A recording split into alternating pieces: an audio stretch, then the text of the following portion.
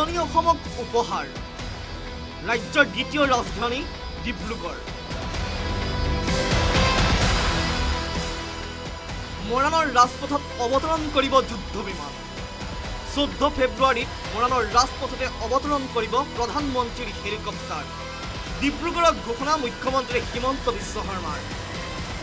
2016 আৰু 2021 দুয়োটা বৰ্ষৰ বিধানসভা নিৰ্বাচনত বিজেপি মিত্ৰজোঁটক জয়ী কৰোৱাৰ ক্ষেত্ৰত গুৰু দায়িত্ব পালন কৰিছিল উজনি অসমৰ ৰাইজে। এইবাৰো বিজেপি মিত্ৰজোঁটৰ বাবে অন্যতম ভৰসা উজনি অসমৰ জনতা। ইয়াৰে কৃতজ্ঞতা স্বৰূপে ডিব্ৰুগড়ক ৰাজ্যৰ দ্বিতীয় ৰাজধানীলৈ ৰূপান্তৰিত কৰিলে মুখ্যমন্ত্ৰী হিমন্ত বিশ্ব শৰ্মা নেতৃত্বাধীন চৰকাৰে। শুকুৰবাৰে গৃহমন্ত্ৰী অমিত শ্বাহে ডিব্ৰুগড়ত আধাৰশিলা স্থাপন কৰিলে অসম বিধানসভাৰ দ্বিতীয়টো চৌহদ। এই অনুষ্ঠানতে বিশাল জনসভাত মুখ্যমন্ত্ৰীৰ মন্তব্য, আজি উজনি অসমৰ বাবে গৌৰৱৰ দিন। আজি আমাৰ বাবে অত্যন্ত পবিত্ৰ দিন। ভাৰত স্বাধীন হোৱাৰ ৭৭ বছৰ হৈ গ'ল। কোনেও ভাবিব পৰা নাছিলে যে গুৱাহাটীৰ বাহিৰত অসমৰ ৰাজধানী হ'ব পাৰে।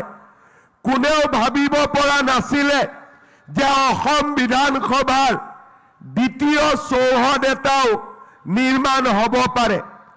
আজি অকল ডিব্ৰুগড়ৰ বাবে নহয়, উজনি অসমৰ বাবে, আমাৰ অসমৰ বাবে এটা গৌৰৱৰ দিন। গৃহমন্ত্ৰী অমিত শ্বাহ ডাঙৰীয়াই অসম বিধানসভাৰ দ্বিতীয়টো চৌহদৰ কাম ৩০০ কোটি টকা ব্যয়েৰে ডিব্ৰুগড়ত আৰম্ভ কৰিব। 14 ফেব্ৰুৱাৰীত মৰাণলৈ আহিব প্ৰধানমন্ত্ৰী নৰেন্দ্ৰ মোদী। মৰাণৰ ৰাজপথত অৱতৰণ কৰিব প্ৰধানমন্ত্ৰী নৰেন্দ্ৰ মোদীৰ হেলিকপ্টাৰ। অৱতৰণ কৰিব ৰাফেল, সুখয়কে ধৰি কেইবাখনো যুদ্ধ বিমান। ৰাজপথত যুদ্ধ বিমানৰ অৱতৰণেৰে দেশৰ ভিতৰতে অগ্ৰণী ৰাজ্য হোৱাৰ দিশে অসম। বিশাল জনসভাত উল্লেখ মুখ্যমন্ত্ৰী ডক্টৰ হিমন্ত বিশ্ব শৰ্মাৰ।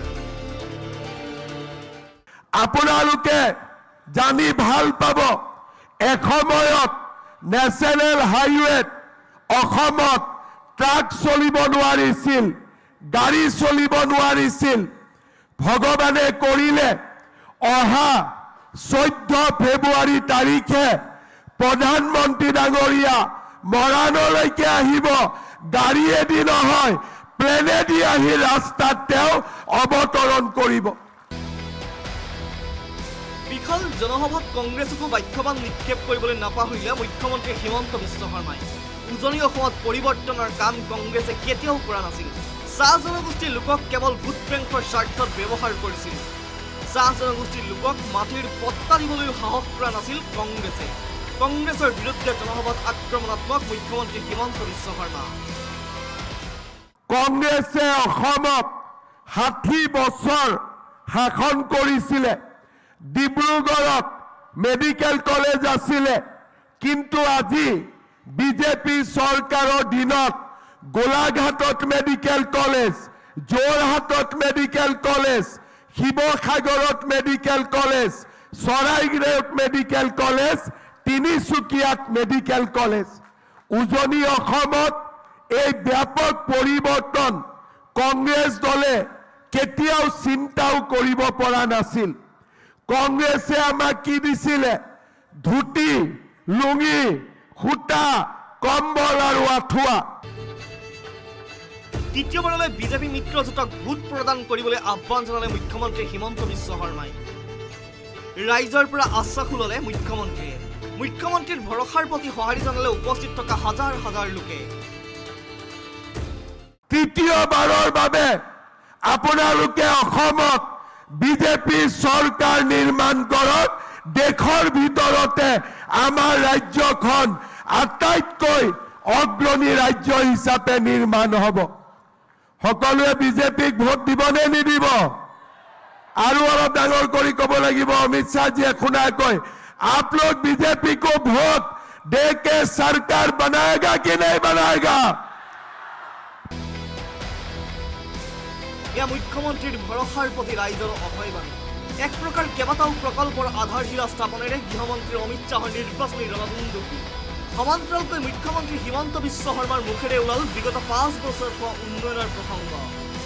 উন্নয়ন আৰু জাতিৰ অস্তিত্ব সন্মুখত ৰাখি যে ভোটযুদ্ধত অৱতীৰ্ণ হ'ব গেৰুৱা বাহিনী সেয়া স্পষ্ট হ'ল মুখ্যমন্ত্ৰীৰ লগতে কেন্দ্ৰীয় গৃহমন্ত্ৰীৰ ভাষণত। ডিব্ৰুগড়ৰ পৰা জেছিম আহমেদৰ সহযোগত news desk report, news 18 Assam north east.